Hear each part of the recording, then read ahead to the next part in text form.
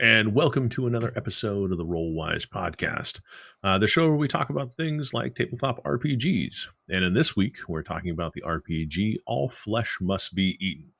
So, one of the things that we'd like to do as part of this podcast is get out there and find games that either are smaller, indie, or maybe would this be more accurate to say like like a Lost in Time a little bit because this is an older RPG. It's a dead game. Yeah. So which is also a funny pun for the a zombie game. a zombie game that's dead. Yeah. And there may be a following for this system or the game universal system that it uses, but there was a Kickstarter for it recently, a couple years ago, I found. So it's still a live game, like people still play it, but it is definitely an older school game. Kind of pre the narrative push. Yeah, so let's just say that it's a game you wouldn't necessarily see flying off the shelves today. If you classic. But that being said, we love to break down games. We like to talk about games, and if you like to hear us break down these games and talk about them, don't be afraid to like, subscribe, hit one of those alert bells, and of course, jump in the comments. You know, we like talking with people to see what their experiences were because, you know, obviously. Gaming community is vast, it's diverse. People have played a lot of games, and we like hearing what you played. And if you played this game, let us know. Yeah, and share with your friends. Share with your friends, your colleagues. Yeah, people that like games too. So now that I've asked for that, let's go to actually talking about the game. So we played All Flesh Must Be Eaten. My recollection is that was Eden Studios, the same studios that put out like Witchcraft and a few other games, and was based on the Unit system. Which allowed you to kind of pick and choose different books, settings, and all those kind of things to kind of create your own world, I guess would be the way to put it. Well, the Unit system is just like basic role playing or one of those. It's just a universal system. GURPS. It's a universal system that was in place that you can just basically use for whatever game you want. Yeah, and so in the universal system, it was actually. I mean, would you say it was simple? And what was the base resolution mechanics that they used? If you want to break it down. It's a base D10. You roll a D10 and you add your applicable ability or skill or stat or skill. So, like if you were going to push a rock up a hill, it would be D10 plus strength plus athletics, probably, or something like that. Which I think is a wrong example because I think in the book they say that would be just a strength roll, but it would be up to the GM to decide. But that's basically what the system is. Okay. Yeah. And would you say that like this system was heavier, heavy influence, or were you trying to just kind of like use it as you were playing?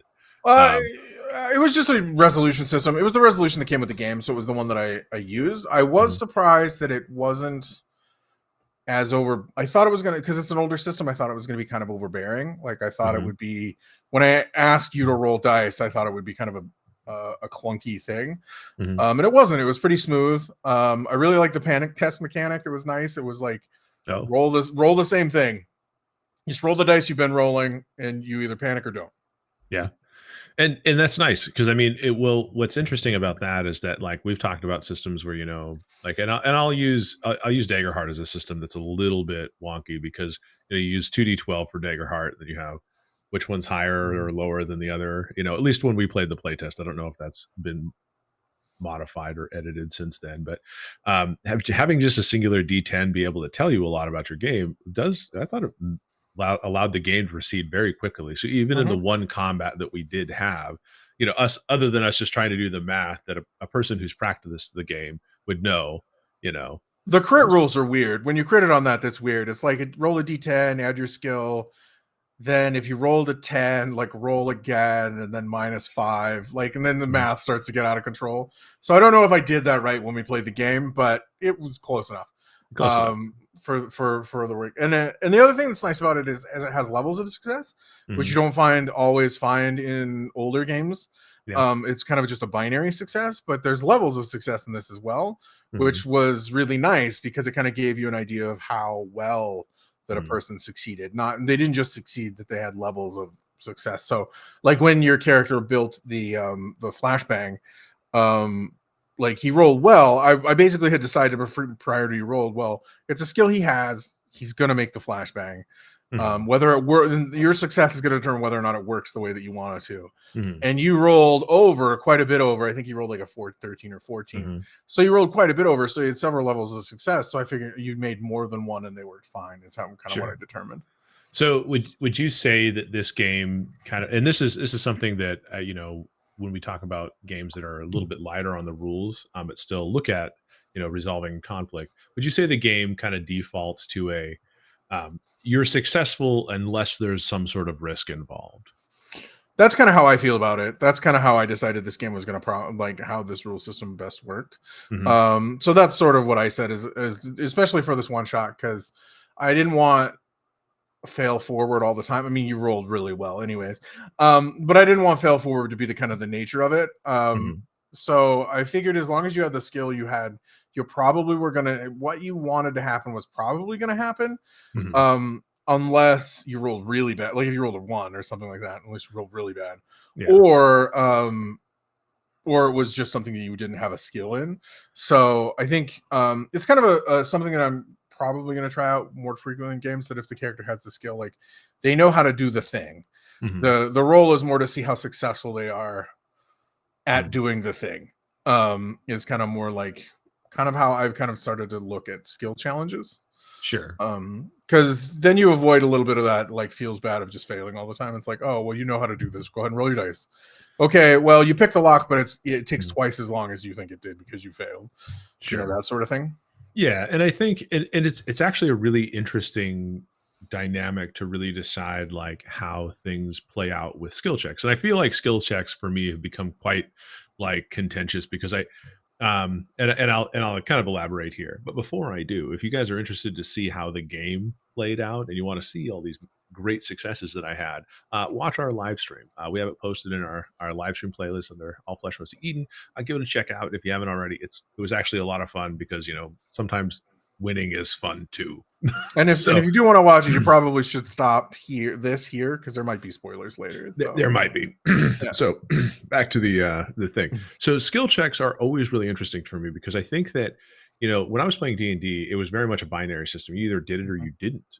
And I didn't really have that kind of that permissive structure of like, well, yes, and like that wasn't really baked into how I played D&D. I would always read adventures, and I had always kind of been under the impression when I was kind of in my formative GMing years to be like, okay, well, you see a locked door, my brain wasn't thinking, "Oh, well, you're a thief who has thieves' tools and the ability, and you've picked dozens, if not hundreds, of locks leading up to this point." My thought process was, "I have assigned to this lock a skill check level, and you have now to roll that and succeed, right?" And so, and if you didn't, you just didn't. It was Well, very anticlimactic for a character, right, regardless of their backstory, to just kind of like get stymied at the thing they're good at, and then find right, has to break down the door or something. and then you hit that moment where it's like, oh well, how are we going to get around? What is another way to get around this? Which is fine for some games, like that's Mhm. cool.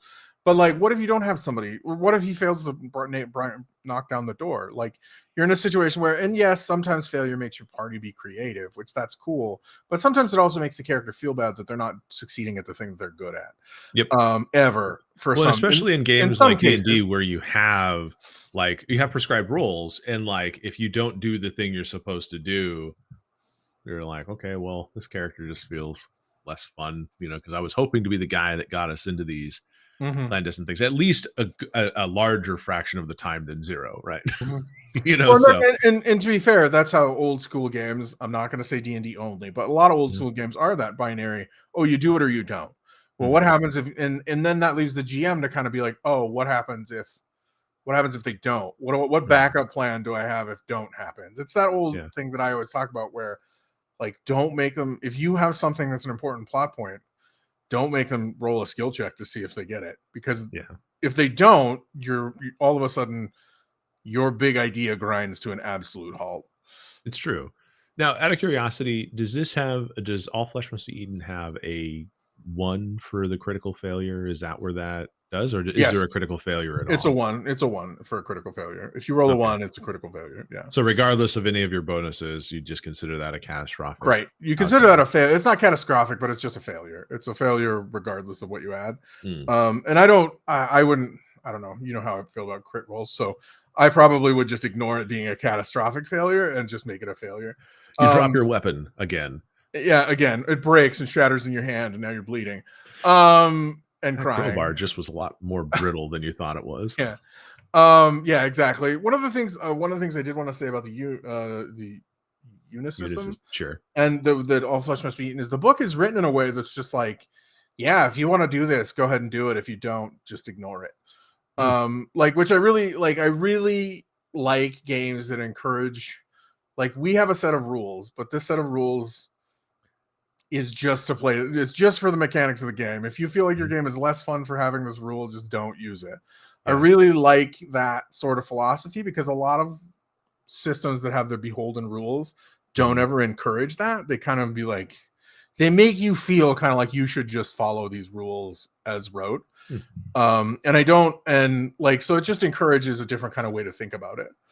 Yeah, Um, what and that's interesting because I think there's some people that do better under that permissive structure to say like, "Hey, these are guidelines, and we want you to have fun playing games. But so if any of these rules get in the way of your fun, mhm. put it to Yeah, the just side." throw them. Yeah, just push them to the side. And I think that's a healthy mindset to go into any game. Like, Mhm. I mean, we obviously every D&D table has homebrewed rules, but how many D&D tables have actually just taken rules out of D&D? I'm curious about. Because Probably more than you'd think. you would Um, think so, right? but like the only time you can't do that, there are systems that are like, if the basic rule mechanic is bad, Mm, like that's when it gets hard. Like if sure. like a game that I've talked about before. I don't know if I've Mhm, talked with you about it before. I don't know if I'm talking about the show where like you roll, it generates points, and then you spend those points on a hidden goal. mhm, Like that's sort of like double blind 3 points of failure roll type system does not work for me, and it makes the game really hard. Like it takes people out of the moment, mhm. and like and that's the core mechanic of the game. And so if there's a core mechanic that's hard to work around, you can't really do that. That's true. But the core mechanic of all flesh must be eaten being the D10, the one Mhm, dice. I think you might need extra dice for damage, maybe like a D6 or a D8 for damage, but mhm. it's pretty rare. I don't know. It was good. So I just was before pleasantly we surprised. before we move on from that though, did you find any rules that you absolutely didn't want in the system that you took out? That Oh yeah, I mean, because I would have not known them because I I mean, character creation. I took out all of them. Like they have merits and flaws in character creation. I took those out for the one Mm, shot because right. I felt like those were not going to benefit.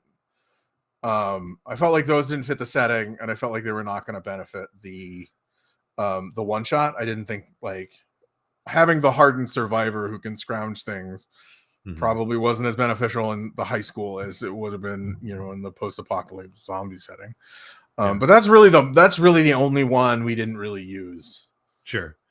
Okay. Well, so then I guess since you liked just the kind of feel, the mechanics that you use for the game and everything like that, talk about preparation a little bit. Like I know this is something that, as a GM, everyone likes to talk about GM prep. And what I heard from like fifth edition people a long time ago, and I don't know how the D&D 2024 is going to shake out, is that GM prep is like can be overbearing.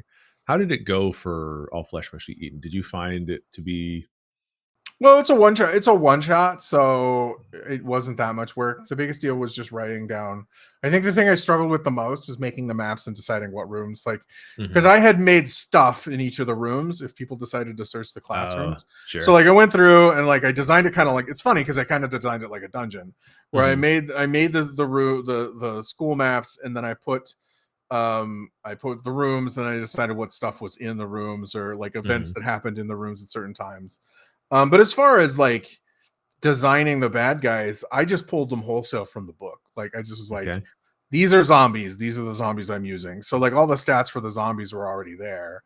Mhm. And even the big bad, I did modified one of the um luminous Mr. Collins, luminous mass Mr. Collins. Mhm. I just took the brood mother, because the way that All Flesh Must Be Eaten is written is the end of the book is like three different zombie scenarios with different, like, Mm. there's supernatural zombies, alien zombies, and then like plague, like regular like Ramiro and zombies, right? And 'Kay. so the alien zombies is like there's a brood mother that's Mm. controlling the zombies. and she's kind of a flesh mass sort of thing. So like I just took her stats and like tinkered with them a little bit, Hmm. and then just used her as the base. So like one thing that's cool about a zombie game is unless you're making like crazy zombies, and they have a really good way to a point system to where Hmm. like you can add points to like you start with a 0 point zombie and then you just add Hmm. points to them to Oh, make them up. So it didn't look that so that didn't even seem that hard if you wanted to make like the big bads like and then I think they said that the points total should be roughly equal to the points total of the characters. If it's higher okay, than that, they're probably going to have a problem killing it. sure. So they're like, so like regular, like just shambling zombies should be several points lower than your survivors or your Mm. norms. And that's to So kind of make them more minion level instead of like, yeah, it's to make them zombies that they can just kill easily sure. versus like a big bad or something like that. That's good. I mean, because I felt that based on my perusal of the book, it seemed like it had some really interesting things. Like, for example, like I liked how some of the chapters had like interesting stories that kind of predated Mhm. them. So, like, just to kind of get you in the mindset of what they were thinking about for the game. But from a GM prep standpoint, being able to design your monsters, in a way that's easy and not like super time Yeah, consuming is yeah, is nice. having a rote way to do it with like just math is kind of Mhm. nice. Like just add this number to this number to get an outcome. And Yeah. like then you have your statistic and then you can design whatever. Or just having examples like they have alien zombies in there is like if that's Mhm. a scenario you want to run or a scenario like it, you Yeah. just can pluck those whole hog from the book and be like, oh, this is it. This is what I want to use. That's good. That's good. Yeah. Yeah, I because I have to say that, in terms of reskinning stuff, obviously they may not have had a waxy, you know, light zombie specifically in there, but I Yeah, mean, exactly. they you could definitely reskin it to be suit your purposes for how you wanted it to mechanically and flavor um, drive through Yeah, the game. and So, it would in theory, it would make it really easy too, like, if you did it slowly, where you just had, like, normal shambling zombies, mhm, and then you added a few points and give them an ability, like, mhm, they're impervious to bullets or something like that. yeah, Like, you could throw your if you have people that play this game a lot, mhm, you could throw them for you can solve the D&D problem where people are like looking at the monsters manual. mhm, People would be like, oh, they're just zombies, we know what these are like. Well, you can really surprise a party by just throwing like one zombie ability on a stock horde of zombies and mhm. make them a lot stranger to fight or more difficult to fight. That's and that's always nice when you can kind of Make a surprise. you can kind of tank their meta gaming a little bit because they're like, oh, this is what we expect. Well, they mutated a little bit, but they Right. didn't tell you, Yeah, you exactly. know. And Yeah. so that can be a lot of fun. It can surprise players because I think because there's a part of me that says like players that pay attention should be rewarded. So if Mhm. they pay attention to the behaviors of the zombies that you've created, and they use that to kind of enhance their player knowledge and use that from a role playing perspective. I think that's really cool. It should be rewarded because that's what you But want. but then it's also cool when you do throw them that curveball because then they kind of fall into that like, oh, I totally got this, and they get overconfident, and their hubris puts them in these really interesting situations where they're like, oh, that zombie is not what I thought it was Well, going yeah, they have to make interesting character choices based to be. on what happened, Yeah, which is another thing you're trying to do. and I think that's good. It's really hard in D&D when you have people just like constantly flipping through the monster manual and then like their characters pretending to know. Well, and then for us, like we played D&D for 20 years, and between editions, Hmm. like the monsters aren't that different. Hmm. Like you know what a beholder does, Yeah. you know what kind of what a mind flayer does, you know what a gelatinous cube does, Yep. So So it's hard it's to hard to separate yourself. distinguish. Yep. Yeah, and it's like and especially in some of these worlds, like things are known. Like if you watch the D&D movie, like they just in the arena scene, they just included some of these monsters like a displacer beast and stuff. And so you're like, well, do I guess people do have some contact with some of these exotic things Right. in like water deep. So they might actually know about this stuff because of Well, it's that age old question. How common is magic yeah. in the setting? Because if it's real common, yeah, they probably do see displacer beasts and owlbears and stuff like that. But if it's Mhm. not, then no, it would be a surprise. The owlbears are everywhere, Brent. You should know that, though. That's true. They're just everywhere. It's true. That's really what the name of our D&D episode should be. Owlbears are everywhere. Owlbears everywhere. Well, the thing is, I guess, well, if you had something as supremely predatorial as an owl bear, that's probably that would probably be true. There probably wouldn't be any regular bears, just owl bears. Yeah, and they just carve out their little territories and they kill all the bears because that's what they do. Yeah, it's just terrible. But anyways, back to zombies. So in terms of like long-term play, obviously, and one of the things that's always kind of tricky is that so a lot of these we're just kind of dabble our toes in it to kind of see how the mechanics work, see how we like them. And as a player in the game, I really thought the mechanics worked in my favor quite well. It was very, very permissive. It allowed me to do all the stuff that I wanted to do. And like as we had discussed, spoiler alert, the character I created somehow was competent enough that it felt like he was like the origin story for a Delta Green character. Yeah. Very, very much more than just like a survivor zombie guy. And I did not intend for him to be, but it didn't Delta Green. It didn't feel out of place with the way that you played the character, though, either. Like the stoic, like chemistry teacher, who had kind of maybe had a rough background, a military background potentially. I think you said, and it didn't feel out of character for him being capable. He didn't do anything superhuman. He didn't do anything, crazy, but he just was capable of the things that what you did really well in this game, other than the stealth rolls, is you really just kind of did what, like, I think this is something that more games want you to do, and they don't always tell you, is your characters need to try and do the stuff that they're good at more than the stuff that they're not good at. A lot of people want to do just general things, and it's like, no, do something specific. Like you said, I'm going to go make a flash bomb out of the chemistry equipment in my classroom. Like that was perfect because it was a use of the skills that you had available and skills that were within the character's understanding. Exactly. And I mean, it would be easy to narratively describe how a chemistry teacher could create some sort of explosive, even though it may not be the most powerful explosive. I wasn't trying to create a big boom bomb. I was just trying to create something that created a lot of light quickly. Yeah. And so things. Yeah, and obviously having gas available was very helpful to enhance the boom. That was in the room. That was not a GM add-on. That was not planned GM, to be in there. Yeah. So in terms of like session planning and kind of having a long-term game, like how would you say that this game stacks up for like kind of campaign play versus that kind of like, let's just have a beer and pretzels one shot kind of night? Think you could do a short campaign of stories, but I don't think this isn't a game you're ever going to play forever. Like it's not going to be we're 3 years into our all flesh must be eaten campaign. Like that's not, and I don't think that's the intent of this game. This game is meant to be like a movie. Like this is going to watch Dawn of the Dead. It's not The Walking Dead with multiple seasons. I feel like it's a one-shot game. I think there are rules for advancement because it's an older game and there's definitely rules for advancement.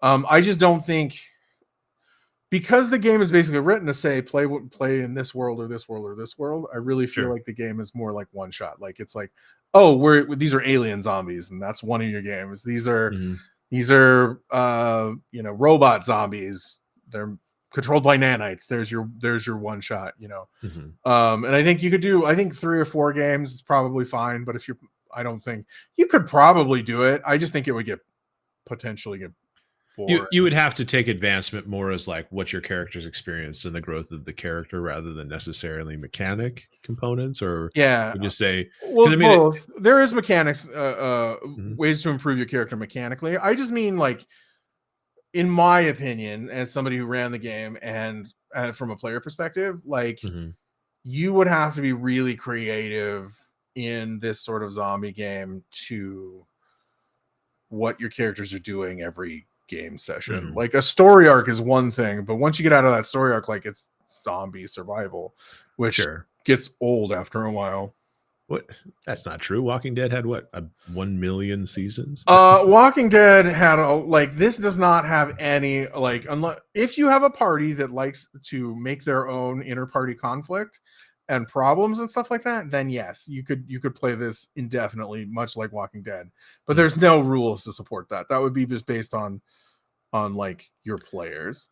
Your Um, players kind of plotting against each right. other. Whereas like Walking Dead, the Walking Dead universe role playing game, the Modiphius Mhm. game, like Mhm. that has more rules for conflict within the party or the group of survivors, Sure. or like Red Markets, which is another zombie game, Mhm. which is a lot more crunchy than either one of those games.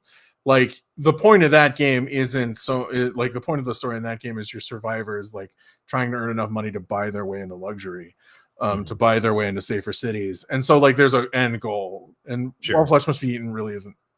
Surviving is the end goal in most of the All Flesh Must Be Eaten games. Yeah, and I mean, even though that wasn't expressly decided, as I was playing, that became one of my short-term Right. goals was to, basically find a way to get the children to safety and obviously survive myself. And it just seemed like you just kind of like affix that goal to a zombie Mhm. scenario. Is that you say, okay, Well, it's well, the this easy. is I have It's the to easiest zombie. So it's the easiest zombie situation. Like just survive. Yeah, and so without some express goal like get to the reactor to overload it or Mhm. something like that, survival just is an easy one to it's low Well, hanging fruit. you need like a big overarching goal. Like in Walking Dead, it's usually to build like a settlement. Like you're Mhm, building your settlement is a big overarching goal, and they're really in the core book of Full Flesh Must Be Eaten. That's not expressed anywhere. So like it mhm, would be either rules that you make within your party, or there might be other expansions that came out with additional rules for that. But most yeah, of the expansions I've seen, and this is one reason why I love All Flesh Must Be Eaten, are usually genre combinations. Like there's Kung Fu Zombies. There's a book that's Kung Fu Zombies. There's Wild West Zombies. I think there's Band of All Flesh Must Be Eaten, which is like a military zombie game, just stuff like that, just like weird like genre combination. it kinda reminds me of the Rifts books when you talk about it like that, Yeah, I'm like, "This is Rifts Carnivals, this is the Rifts Wild West. yeah, Oh boy." kind of, yeah. Yeah, Except with zombies. except with um zombies, yeah. All Flesh Machine was definitely trying to fill a niche in that time period of, hey, there's not as many zombie games out there, why don't we be the zombie game? Well, now out of curiosity though, I mean, as it's older these days, it's a little long in the tooth, one could say. Do you feel like they were good at creating a zombie that was kind of not just cliched and kind of interesting, unique, and a good backdrop, or do you think they did fall into too many cliches at the time? That's that's what I'm i curious about. I think if you're playing a zombie game, want you probably want cliche to some extent, Mhm. at least at first. Like I said, if this is the only game you're playing, you probably don't want the cliche zombies eventually, but like at first I think that's why you're playing All Flesh Must Be Eaten, Sure. is for the cliche zombie sort of game. Okay. Fair enough. Fair enough. So yeah, so we played All Flesh Must Be Eaten. Again, you can watch that live play. It's just a duet, both Brent and myself, because Jeff is out for the time being, but he'll be back in a few weeks. And if you really enjoyed, our conversation about it, or you just want to watch us play the game, like I said, we'll put the link to the play probably down somewhere in some comments or something like that. It'll be in the Uh, notes. I'll make sure he puts them in the notes, folks. someplace it'll be someplace. You'll have to search for it because that's how we like to make sure you find the content. that's that's the best way to make sure. You have to explore. Yeah, um it's really a Where's Waldo of where did Mike put this right, link. exactly. So with that being said, if again, if you like these kind of conversations or you have games you'd like us to check out, we just like playing games. So we're looking for inspiration, because obviously this year alone, Brent counted it, we had 18 games under our belt.